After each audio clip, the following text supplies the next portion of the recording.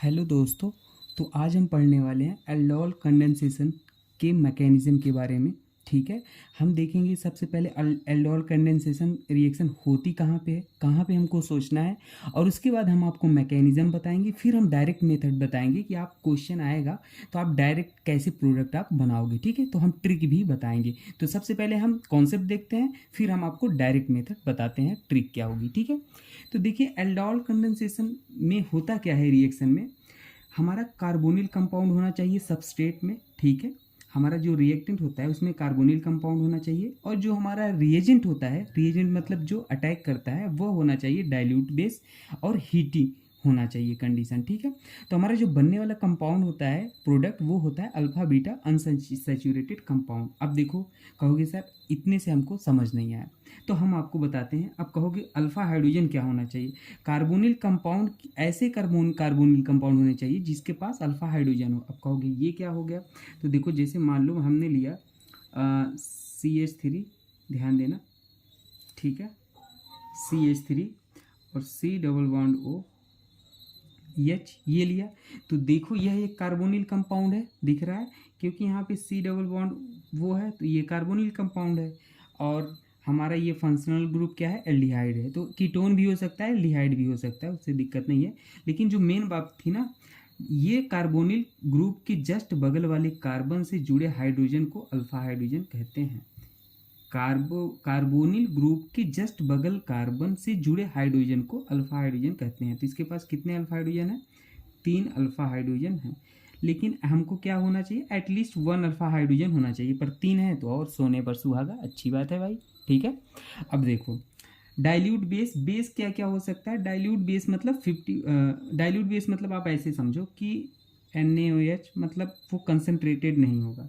NaOH ले सकते हो, KOH ले सकते हो। ठीक है, आप या Na2CO3 ले सकते हो, मतलब कोई भी बेस हो, वो क्या होगा, डाइल्यूट होगा और हीटिंग गिवन होता है। ठीक है, और अल्फा बीटा अनसैचुरेटेड कंपाउंड मतलब क्या होता है। अल्फा बीटा अनसैचुरेटेड कंपाउंड मतलब होता है, जैसे मान लो हम आपको एग्जांपल दे देते हैं, जैसे देखो CH और C डबल OH। तो देखो ये कार्बोनिल ग्रुप के जस्ट बगल वाला कार्बन क्या होता है, अल्फा, अल्फा के बगल होता है बीटा। तो अल्फा बीटा पे देखो डबल बॉन्ड है, तो डबल बॉन्ड मतलब अनसैचुरेशन होता है, तो वही होता है alpha beta unsaturated carbonyl compound. ठीक है ना। अब देखो मैकेनिज्म देखते हैं, मैकेनिज्म में आखिरकार होता क्या है। ठीक है, तो आपको अच्छे समझ में आएगा। देखो मैं मैकेनिज्म आपको समझाता हूँ। देखो मैकेनिज्म में होता क्या है, हम सबस्ट्रेट यही वाला ले लेते हैं जो हमने यहाँ पे लिया था। मान लो हमारे पास क्या है, CH2, ऐसे लिख लिया। हमको एक अल्फा हाइड्रोजन की ज़रूरत है, तो इसलिए हमको ऐसे लिख लिया। ठीक है, C डबल बॉन्ड OH दिख रहा है आपको। ठीक है, यही वाला ले लिया, और हमने बेस में ले लिया NaOH ले लिया, डाइल्यूट NaOH। ठीक है ना, डाइल्यूट NaOH पहला स्टेप ये ले लिया, हीट बाद में ले लेंगे। अब देखो अगर हमने बेस लिया है, तो बेस का काम क्या होता है डियर, पता है आपको। बेस हमारा मोस्ट एसिडिक H+ हमेशा ले अब्स्ट्रैक्ट करता है, मोस्ट एसिडिक H+ अब्स्ट्रैक्ट करता है, मतलब खाता है। तो देखो ये हमारा CHO कैसा ग्रुप है, एक ये -I लगाएगा, -I लगाएगा, और -I इफेक्ट लगाने वाला ग्रुप के जस्ट बगल वाला कार्बन से जुड़े हाइड्रोजन को मोस्ट एसिडिक हाइड्रोजन होगा, क्योंकि देखो यहाँ से जो ये हाइड्रोजन है, इसके बगल -I इफेक्ट लगा रहा है एल्डिहाइड, और इसलिए -I हमेशा क्या करते हैं, एसिडिटी बढ़ाते हैं। तो इसलिए इस ग्रुप के बगल जो हाइड्रोजन होंगे कार्बन से जुड़े, वो मोस्ट एसिडिक होंगे। तो ये क्या करेगा, NaOH इस H को खा लेगा। जैसे ही इस H को खा लेगा, तो हमारा क्या हो जाएगा, यहाँ पे CH2, H निकल गया, माइनस बनेगा, और बाकी आप ऐसे ही लिख लो। ठीक है, अब ध्यान दो, ये हमारा हमारा पहला स्टेप कंप्लीट हुआ। ये देखो ये हमारा रिएक्शन इंटरमीडिएट हुआ, कार्बन आयन, क्या कार्बन आयन। अब इसकी ये RDX स्टेप होता है, रेट डिटरमाइनिंग स्टेप। अब देखो अगले स्टेप में क्या होगा ना, एक हमारा फिर दो, हमेशा याद रख लेना एल्डोल कंडेंसेशन में 2 मॉलिक्यूल अटैक होते हैं, सबसेट में 2 मॉलिक्यूल होते हैं, कंपाउंड होते हैं। तो एक बार आप फिर इसको ले लोगे जो हमारा स्टार्टिंग मटेरियल था।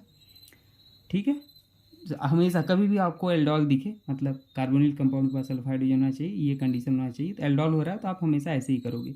एक बार कार्बन आयन बनाओगे, फिर उसी कंपाउंड को लोगे और फिर यहाँ पे कार्बन आयन का अटैक करवाओगे। अब देखो ये कार्बन आयन क्या करेगा, पॉजिटिव सेंटर खोजेगा। पॉजिटिव सेंटर खोजेगा तो मतलब कहाँ पे पॉजिटिव सेंटर है, देखो ये कार्बन पे पॉजिटिव आएगा, ऑक्सीजन पे नेगेटिव आएगा, क्योंकि कार्बन लेस इलेक्ट्रोनेगेटिव है, ऑक्सीजन मोर इलेक्ट्रोनेगेटिव है। तो ये वाला देखो यहाँ इसके इलेक्ट्रोफिलिक सेंटर पे अटैक करेगा और ये वाला बॉन्ड ऐसे टूट जाएगा। ठीक है, तो अब देखो क्या बनेगा, ध्यान देना, दिख रहा है, हाँ CH3 ये ऐसे बना है और वो बॉन्ड ऐसे टूटेगा, देखो बॉन्ड ऐसे जाता है तो एरो साइड नेगेटिव होता है, उसके टेल पार्ट पे पॉजिटिव होता है। तो देखो वैसे गया, एरो उधर उस पर नेगेटिव और टेल के पार्ट पॉजिटिव। तो देखो ऑक्सीजन पे क्या आ जाता है, नेगेटिव। नेगेटिव लिखो चाहे पार्शियल नेगेटिव लिखो, कोई दिक्कत नहीं। ठीक है, और हमारा H को हम नीचे बना लिए। ठीक है, और बाकी का ग्रुप हम लिख लेते हैं CH2 CHO। ठीक है, दिख रहा है आपको, हाँ। अब देखो, अब डाइल्यूट NaOH था तो डाइल्यूट मतलब उसमें थोड़ा सा पानी भी होगा, तो H2O भी होगा। अब H2O को आप ऐसे भी लिख सकते हो, देखो OH माइनस और H प्लस, यही तो होता है H2O में, है ना, यही अटैकिंग रिएजेंट होता है। तो अब देखो अगले स्टेप में होता क्या है, हमारा यहाँ से H प्लस जाके वहाँ पे जुड़ जाता है, वर्कअप का काम करता है ये बेसिकली, कुछ नहीं। तो देखो OH और H ऐसे था, CH2 और CHO हो गया। ठीक है, अब देखो ये हमारा कैसा कंपाउंड हुआ, इसका नाम क्या, देखो ये एल्डिहाइड, एल्डिहाइड के जस्ट बगल हमारा क्या है, अल्फा है और ये क्या है, बीटा है। तो हमारा इसको नाम दोगे तो बीटा हाइड्रोक्सी, बीटा पे हाइड्रोक्सी है, हाइड्रोक्सी कार्बोनिल कंपाउंड लिख सकते हो, बीटा हाइड्रोक्सी कार्बोनिल कंपाउंड लिख लो। ठीक है, अब देखो अगले स्टेप में हमारा क्या होता है ना डियर, हीट वाला लोगे, अभी हीट भी था ना रिएक्शन में, तो अगले स्टेप में आप हीटिंग ले लोगे। हीटिंग मतलब आजा किसी भी, अब आप पानी को गर्म करोगे तो क्या होता है, वेपर बन के बाहर चले जाते हैं ऊपर, वाटर का क्या बन जाता है, भाप बन जाता है, मतलब पानी उड़ जाता है। तो हीटिंग मतलब -H2O बाहर कर दो। और कौन सा H2O बाहर करोगे, देखो यहाँ से एक H को आप ऊपर बना लो, तो देखो यहाँ से OH बाहर करोगे, यहाँ से H बाहर करोगे, तो ये बाहर कर दो, यहाँ ये बाहर हो जाएंगे, तो इसके बदले में यहाँ डबल बॉन्ड आ जाएगा। तो देखो क्या हो जाएगा, CH3CH और CH और CHO आ जाएगा। ठीक है, तो देखो ये, इसको आप ऐसे भी लिख सकते हो तो आपको और बेहतर समझ में आ जाए शायद। देखो, तो देखो ये कार्बोनिल कंपाउंड है, इसके बगल अल्फा, इसके बगल बीटा, तो ये क्या हो गया, alpha beta unsaturated carbonyl compound. ठीक है, alpha beta unsaturated carbonyl compound बोलते हैं। अच्छा ध्यान देना डियर, यहाँ से जो इस कंडेंसेशन हो गया, यहाँ तक एल्डोल था, इसके आगे कंडेंसेशन हुआ। कंडेंसेशन मतलब वाटर का निकलना। ये मैकेनिज्म जो होता है ना, इवन CB मैकेनिज्म के थ्रू होके जाता है, इवन CB मैकेनिज्म, ये याद रख लेना, क्या पता एग्जाम में कभी आपसे पूछ ले, तो आपका ये हमारा प्रोडक्ट बन जाएगा। अब देखो आपको हम डायरेक्ट बनाना बताते हैं, आपको डायरेक्ट कैसे बनाना है। ठीक है, ध्यान देना, मैं पेज चेंज कर लेता हूँ। देखो अगर आपको डायरेक्ट मेथड से बनाना है तो देखो ट्रिक,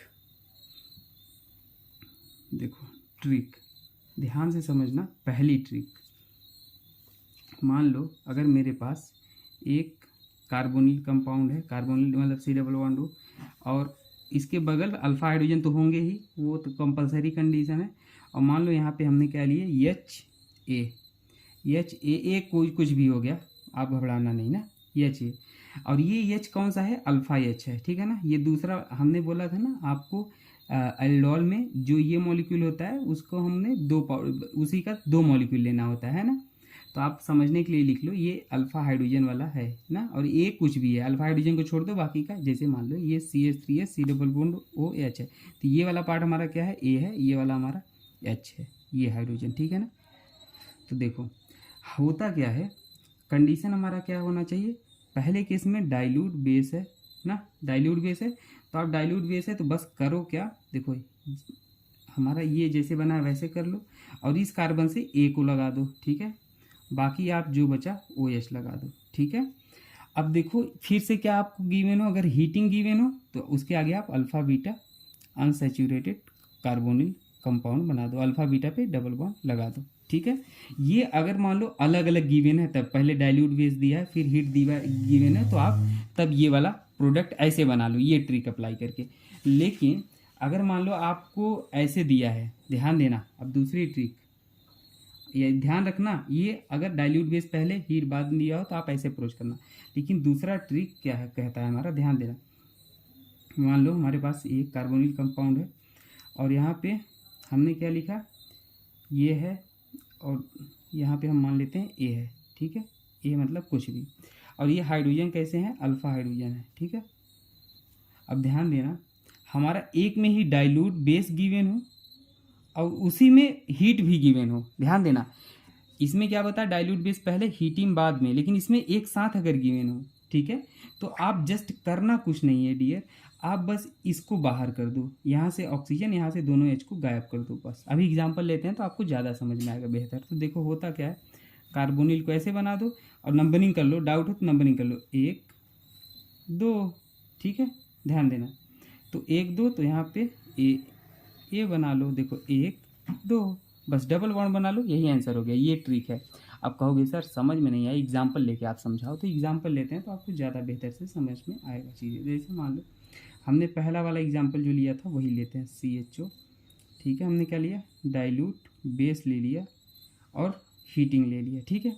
तब इसमें क्या है, देखो करना क्या है, सबसे पहले इसे ओपन करके लिखो, देखो CH3, एक को तो ऐसे लिख लो कार्बोनिल के फॉर्म में, और इसी को एक बार ऐसे लिखो अल्फा हाइड्रोजन, ये अल्फा हाइड्रोजन था ना हमने बताया था, तो अल्फा हाइड्रोजन वाले को, इसको अल्फा हाइड्रोजन, इसमें क्या है, ये अल्फा हाइड्रोजन वाला है, तो आप इसको ऐसे लिखो, देखो CH3, ध्यान देना इसको लिख रहे हैं, अल्फा हाइड्रोजन को 2 बाहर कर लो, बाकी का आप जो है उसको ऐसे लिख लो CHO, ठीक है।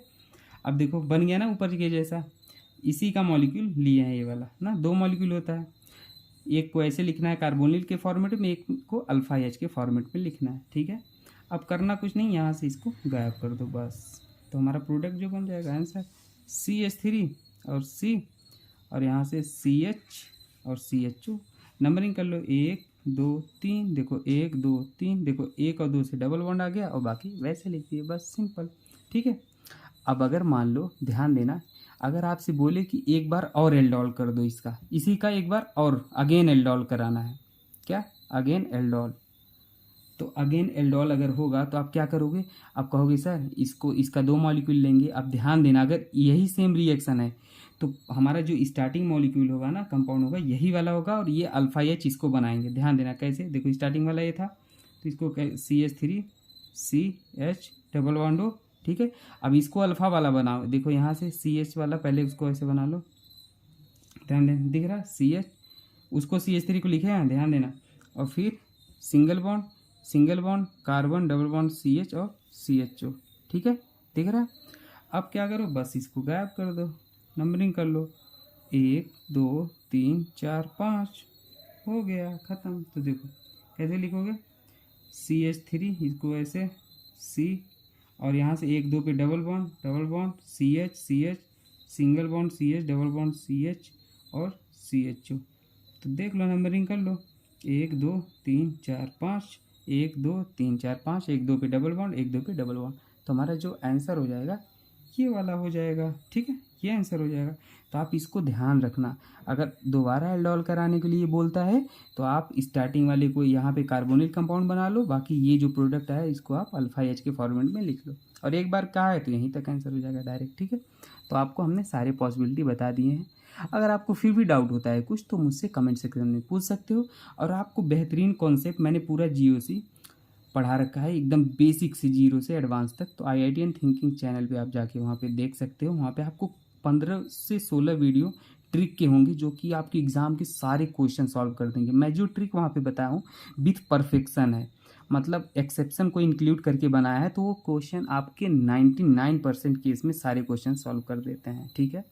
तो आप IITian थिंकिंग चैनल देखना, तो आपको वहाँ पे सारे कॉन्सेप्ट आपके क्लियर हो जाएंगे। ओके दोस्तों, मिलते हैं नेक्स्ट वीडियो में, थैंक यू।